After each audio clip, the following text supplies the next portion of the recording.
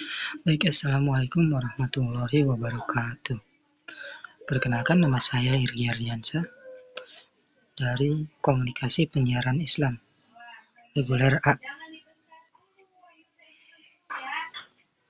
Kodentifikasi Wahyu Al-Quran. Al-Quran sebagai kitab wahyu yang diturunkan Allah kepada Rasul, bukan produk budaya. Al-Quran sebagai kalamullah ini menjadikan konsep dari dalam wahyu atau yang diturunkan kepada Nabi Shallallahu Alaihi Wasallam. Nabi dibawa Allah ke dunia untuk menyampaikan risalah atau wahyu, untuk mengenal Allah atas manusia, sehingga manusia mengenal Allah atau aturan-aturan atas manusia dan mau diatur oleh aturan Allah Subhanahu wa Ta'ala. Al-Quran diturunkan untuk meluruskan umat-umat terdahulu pada sejarah terdahulu. Banyak yang ingin meruntuhkan Al-Quran, namun di setiap masa atau sepanjang sejarah tidak ada yang mampu meruntuhkan Al-Quran. Wahyu adalah ta'zil atau muza'al atau diturunkan langsung, dalam artian apa yang diterima Nabi atau adalah murni sebagai firman Allah Subhanahu wa Ta'ala secara untuk utuh, tidak tergantung di dalamnya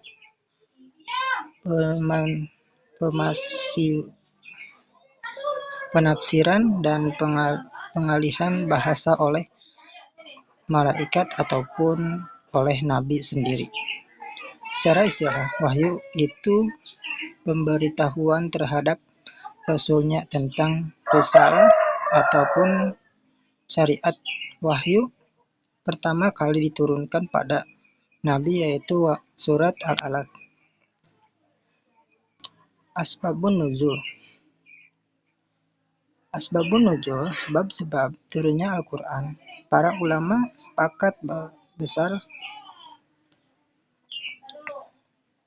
tentang penting kita jari asbabun nuzul, mempelajari Imam Al-Wahid kalam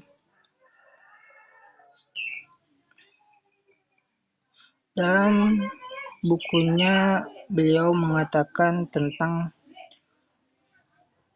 urgensi belajar asbabun nuzul. Jadi tidak mungkin seseorang bisa secara komparatif menafsirkan satu ayat tanpa mengetahui syarat dan sebab turunnya surat ayat. Kata Imam Ibnu Dabiq al-Ayad, termasuk ulama misarah hadis Arba'in, beliau mengatakan bahwa sebuah asbabun nuzul torikon gawiyun fil muhawalil Quran. Mengetahui asbabun nuzul itu merupakan metode yang sangat kuat memahami makna kandungan isi Al-Quran. Dengan belajar asbabun nuzul, mengetahui sebab diturunkannya suatu ayat, surat, kitab, bisa mengambil hukumnya yang terkandung dalam surat ayat tersebut. Bahkan kita bisa mengenal hikmah dari ayat surat tersebut. Dengan mengetahui asbabun nuzul, kita terbebas dari keraguan-raguan, terbebas dari masalah-masalah di dalam memahami suatu kandungan ayat. itu setelah mengetahui sebab dan sejarah diturunkannya Al-Quran atau ayat tersebut. Asbabun nuzul, walaupun peristiwa itu terjadi pada zaman Nabi dan sahabatnya, tapi berlakunya ayat itu hanya pada sebab yang diturunkannya di sana. Tapi sampai hari ini berlaku secara umum sampai sepanjang masa. Klasifikasi asbabun nuzul. Bagaimana proses turunnya Al-Quran? Nuzulul Quran, dan juga bagaimana Al-Quran itu turun ke bumi yang berkata dengan ayat-ayat mana saja yang meyakini, mana yang mendayangi ayat-ayat mana saja yang diturunkan pada malam hari dan siang hari. Ayat-ayat apa yang diturunkan safar ataupun yang insya Allah nanti akan dibahas di pertemuan kita ini, ya, bahwa Al-Quran itu adalah kalamullah yang diturunkan, ya, dari Al-Quran itu diturunkan oleh wahyu gitu, ya. Jadi Al-Quran itu betul-betul murni kitab wahyu yang diturunkan Allah, dan apapun yang berkaitan dengan turunnya Al-Quran itu pasti mulia. Yang membawa Al-Quran, Rasul yang membawa Al-Quran itu Nabi Rasul termulia yang di baginda Rasulullah Shallallahu Alaihi Wasallam. Diturunkan Al-Quran, diturunkan di dalamnya itu menjadi bulan yang termulia.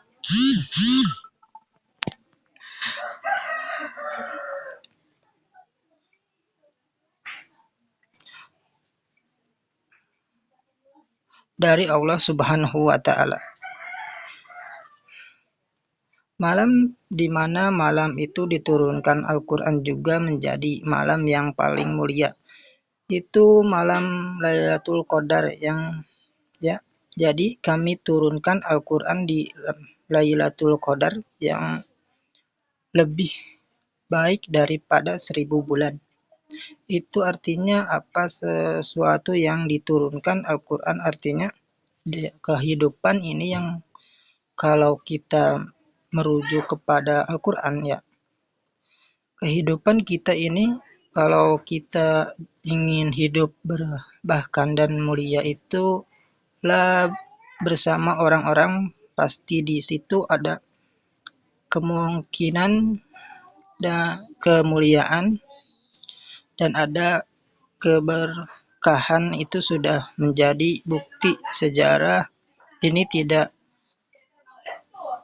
seekor ucapan, tetapi memang tidak terbukti secara empatik, terbukti secara langsung bahwa apapun di dunia ini yang terjadi di dalam Al-Quran, diturunkan Al-Quran, bahwa wahyu yang Al-Quran itu menjadi syahidul malaikat. Jadi turunnya para malaikat jadi memimpin para malaikat, yaitu siapa? Malaikat tanpa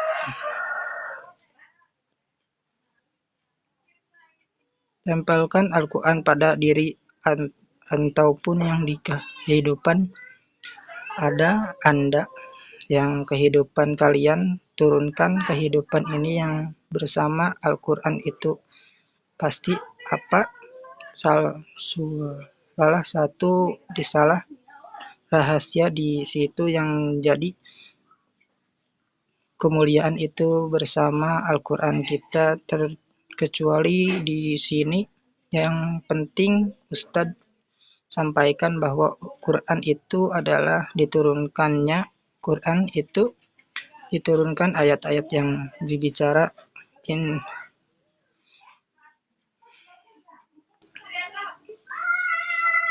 kepada Rasul Shallallahu Alaihi Wasallam dan juga kepada umatnya. Asbabun nuzul, literatur tapi turas ataupun literatur dari kitab-kitab masa kini. Kitab-kitab komparator dari kalangan musafirin, khususnya mereka seperti pentingnya untuk mempelajari tentang sebuah nuzul ketika memahami suatu teks ayat yang mempelajari tentang sebab turunnya ayat ini. Orang akan memahami latar belakang suatu masalahnya. Ketika orang memahami suatu latar belakang masalah itu, dia bisa mengembangkan suatu masalah secara utuh, secara komparatif, karena kita bisa tentang suatu ayat itu berarti kita bicara tentang hukum yang ada di dalam kehidupan ayat tersebut. Ada istimatul ahmad sehingga kita orang memanggil suatu hukum dari Al-Quran tidak mempelajari asbabun nuzul, itu pemahaman yang parsial. Takrir yang takrir Quran atau arti konflik Qurani yang jadi pengulangan yang ada di dalam Al-Quran. Jadi sering kita jumpai di dalam Al-Quran ayat yang diulang-ulang, ayat yang pengulangan itu berupa kata ataupun berupa jumlah ataupun berupa nama ataupun berupa kiasan, berupa kisah-kisah.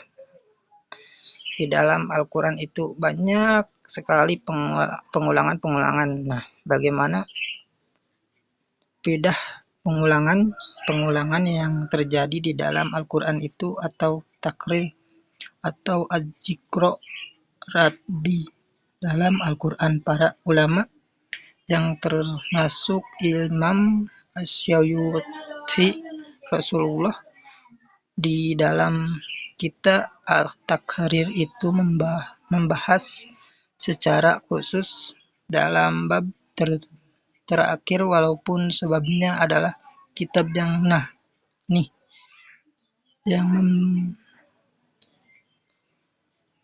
membahas tentang masalah takrir ini atau tekor pengulangan di dalam Al-Quran. Misalkan kitab kita secara khusus ditulis oleh Imam Al-Qaumi rahimakumullah.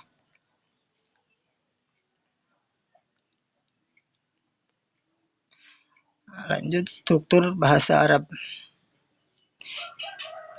Tinjauan dari isi kebahasaan Al-Quran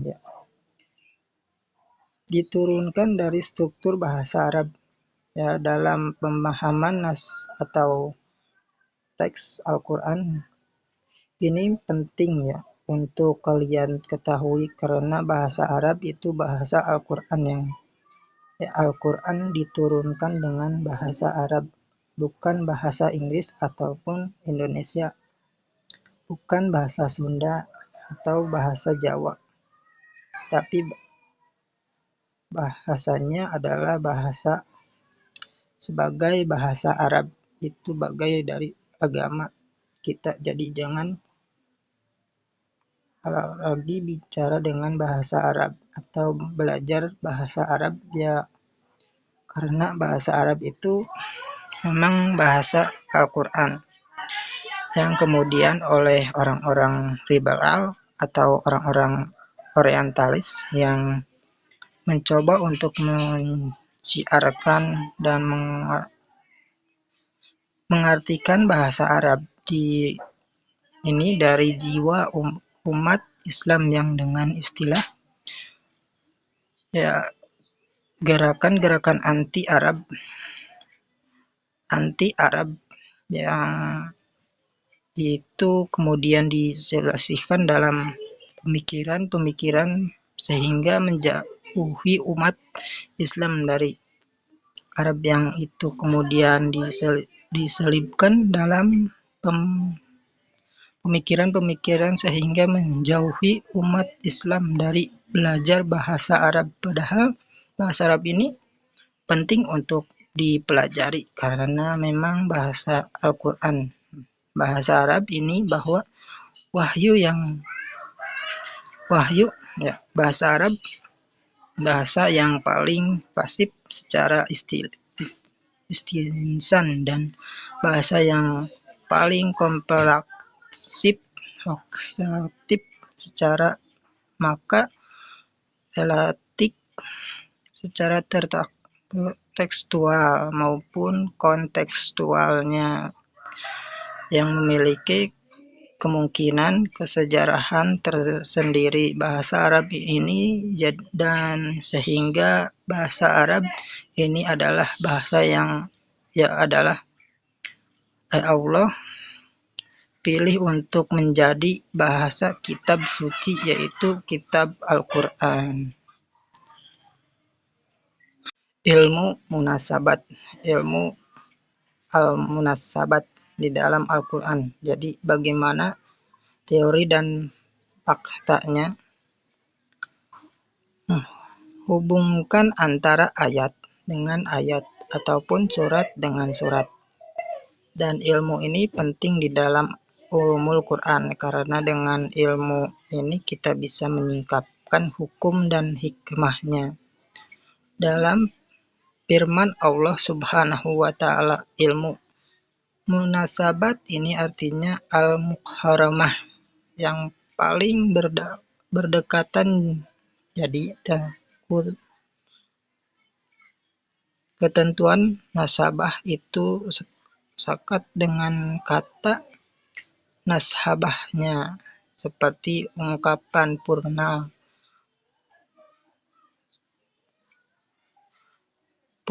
ya sibuk purnal atau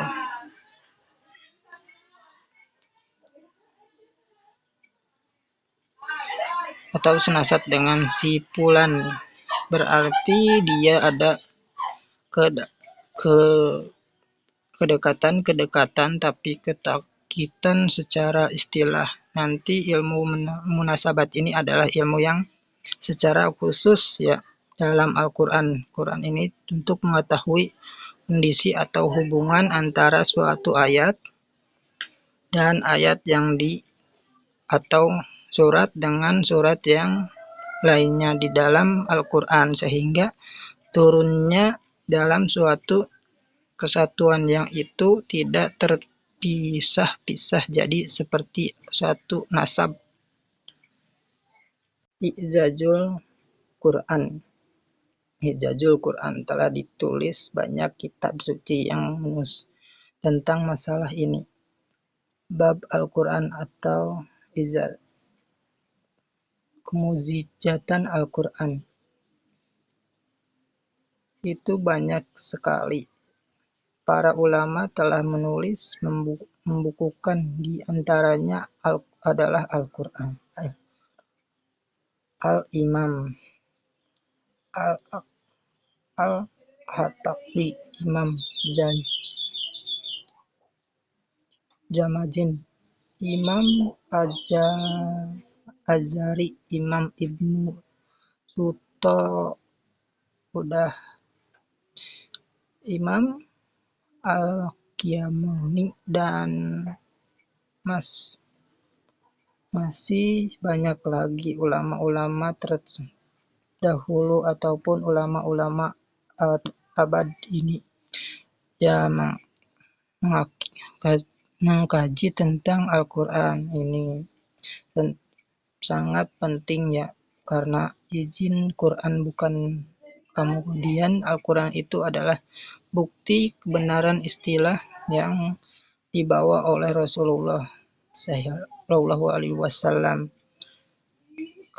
Kemujizatan itu adalah suatu fakta yang dengan risalah sebagai bukti kenabian atau kerasulan.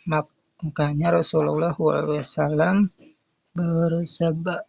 bersabda minimal ini nabinya nabiun, jadi tidak kecuali telah diberikan ampun supaya manusia percaya dan beriman dengan apa yang dibawa oleh siapa para nabi dan rasul. Jadi salah satu fungsi mukjizat itu adalah bukti kenabian atau kerasulan, sehingga sebagai salah satu wilayah yang hadir oleh yang tidak wahyu itu ikut untuk bermain yang mukjizat nabi-nabi terdahulu. Mungkin itu saja yang dapat saya sampaikan. Kurang lebihnya mohon maaf. Assalamualaikum warahmatullahi wabarakatuh.